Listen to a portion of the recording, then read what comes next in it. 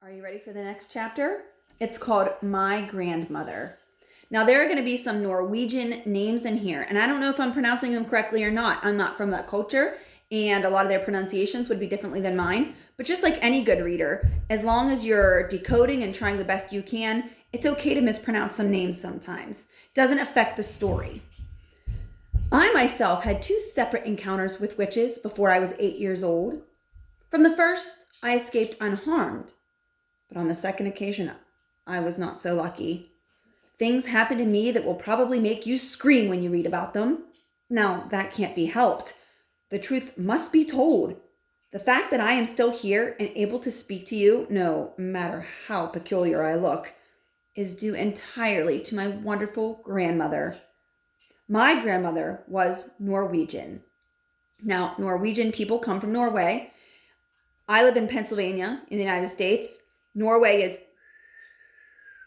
across the ocean. Okay, it's across the Atlantic Ocean on the opposite side of the earth. The Norwegians know all about witches, for Norway, with its black forests and icy mountains, is where the first witches came from. My father and mother were also Norwegian, but because my father had a business in England, I had been born there and had lived there and started going to an English school. Twice a year, at Christmas and in summer holiday, we went back to Norway to visit my grandmother. This old lady, as far as I could gather, was just about the only surviving relative we had on either side of my family. She was my mother's mother, and I absolutely adored her. When she and I were together, we spoke in either Norwegian or English. It didn't matter which. We were equally fluent in both languages. And I have to admit that sometimes I felt closer to my grandmother than I did to my own mother. Soon after my 7th birthday, my parents took me, as usual, to spend Christmas with my grandmother in Norway. And it was over there, while my mother and father and I were driving in icy weather just north of Oslo, which is a big capital city in Norway, our car skidded off the road and went tumbling down into a rocky ravine. Both of my parents were killed.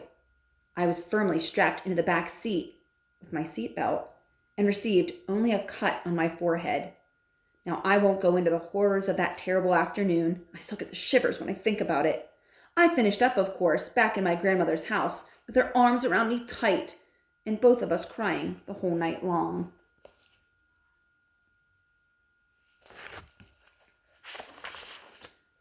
What are we going to do now? I asked through the tears. Well, you will stay here with me, she said, and I will look after you. Aren't I going back to England? No, she said, I could never do that. Heaven shall take my soul, but Norway shall keep my bones. The very next day, in order that we both might try to forget our great sadness, my grandmother started telling me stories. She was a wonderful storyteller, and I was enthralled by everything she told me. But I didn't become really excited until she got onto the subject of witches. She was apparently a great expert on these creatures, and she made it very clear to me that her witch stories, unlike most of the other ones she told, were not imaginary tales. They were true. The gospel truth. They were history. Everything she was telling me about witches had actually happened, and I had better believe it. What was far, far worse, was that witches were still living among us. They were all around, and I'd better believe that too. Are you really being truthful, Grandmama? Really and truly truthful? My darling, she said, you won't last long in this world if you don't know how to spot a witch when you see one. But you told me that witches look like ordinary women, Grandmama, so how can I spot them? You must listen to me, my grandmother said. You must remember everything I tell you. After that, all you can do is cross your heart and pray to heaven and hope for the best. We were in the big living room of our house in Oslo, and I was ready for bed. The curtains were never drawn in that house. That means they were never closed. And through the windows, I could see huge snowflakes falling slowly on an outside world that was as black as tar. My grandmother was tremendously old and wrinkled, with a massive wide body which was smothered in gray lace. She sat there majestic in her armchair, filling every inch of it. Not even a mouse could have squeezed in to sit beside her. I myself, just 7 years old, was crouched on the floor at her feet, wearing pajamas, my dressing gown, which is like a robe that we would wear, and slippers. You swear you aren't pulling my leg? I asked.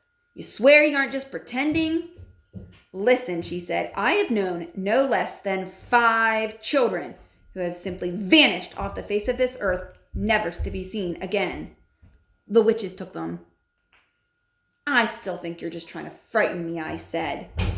No, I'm trying to make sure you don't go the same way. I love you, and I want you to stay here safe with me, she said. Okay, tell me about those children who disappeared, I said. My grandmother was the only grandmother I know who ever smoked cigars. She lit one now, and the long black cigar that smelled like burning rubber filled the room. The first child I knew who disappeared, she said, was called Ranghoud Hansen. Ranghoud was about 8 at the time, and she was playing with her little sister on the lawn. Their mother, who was baking bread in the kitchen, came outside for a breath of air. Where's Ranghoud? She asked. Oh, she went away with the tall lady, said the little sister. What tall lady? The mother asked. Well, the tall lady in the white gloves, the little sister said. She took Ranghoud by the hand and led her away. And no one, my grandmother said, ever saw Ranghoud again. Didn't they search for her? I asked. Oh, they searched for miles around. Everyone in town helped, but they never found her. What happened to the other 4 children? I asked. Well, they vanished just as Ranghoud did. How, Grandmama? How did they vanish? When every case, a strange lady was seen outside the house just before they vanished. Okay, but how did they vanish? I asked again. Well, the second one was very peculiar, my grandmother said. There was a family called Christensen. They lived up in Holmenkollen, and they had an old oil painting in the living room, which they were very proud of. The painting showed some ducks in the yard outside a farmhouse. There was no grass or no people in the painting, just a flock of ducks on a grassy farmyard and the farmhouse in the background. Here's a picture of Grandmama smoking her gross big cigar. And the little boy, the narrator, we never do find out his name, we just call him the narrator, is listening to her stories. It was a large painting and rather pretty. Well, one day their daughter Solveig came home from school eating an apple. She said a nice lady had given it to her on the street. The next morning, little Solveig was not in her bed. The parents searched everywhere, but they couldn't find her. Then all of a sudden, her father shouted, "There she is! That's Solveig feeding the ducks!" He was pointing at the oil painting, and sure enough, Solveig was in it.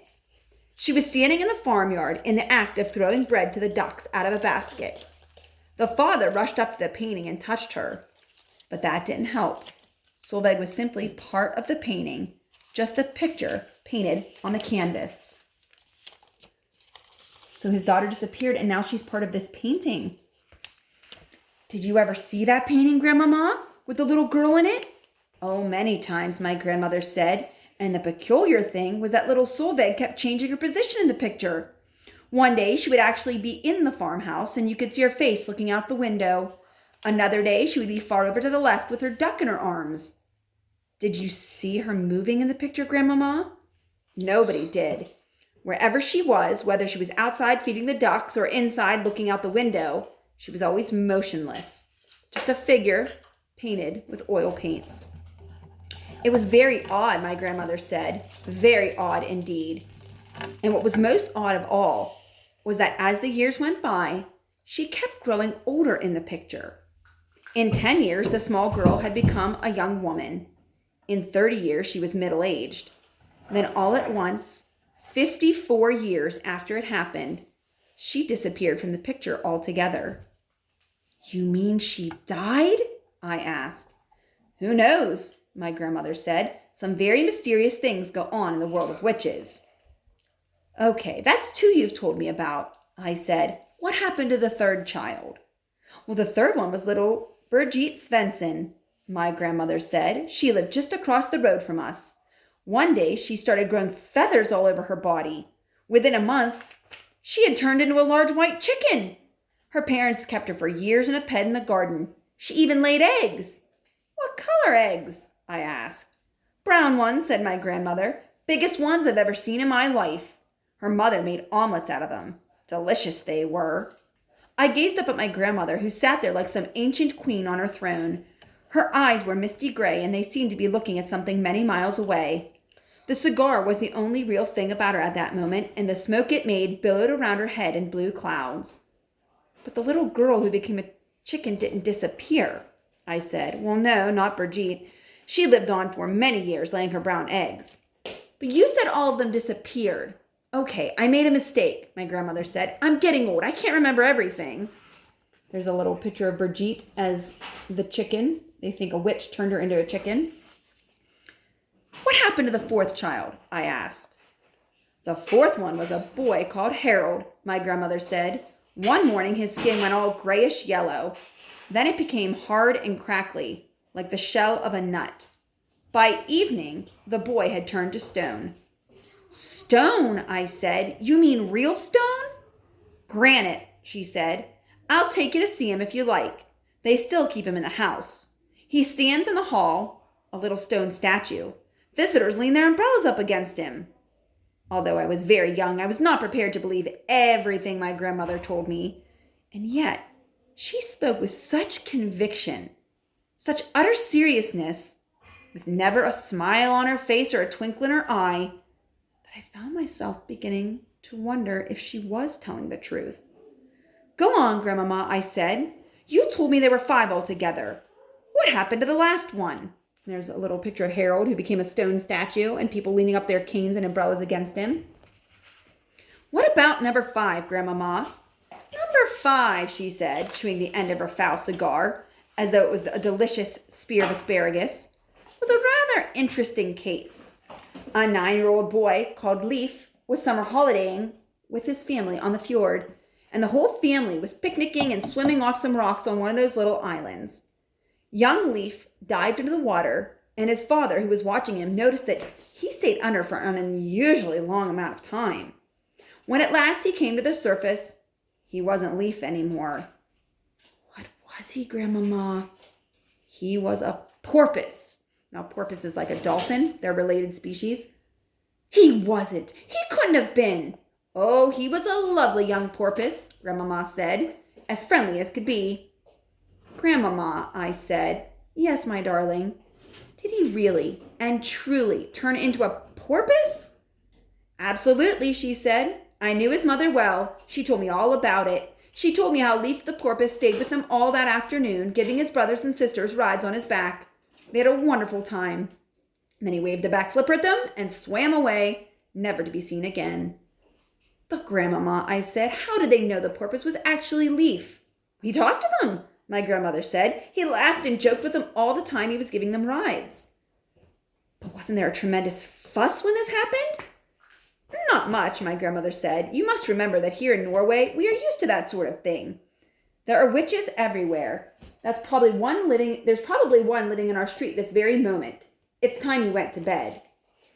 A witch wouldn't come in my window in the night, would she? I said, quaking a little. No, my grandmother said. A witch will never do silly things like climbing up drain pipes or breaking into people's houses. You'll be quite safe in your bed.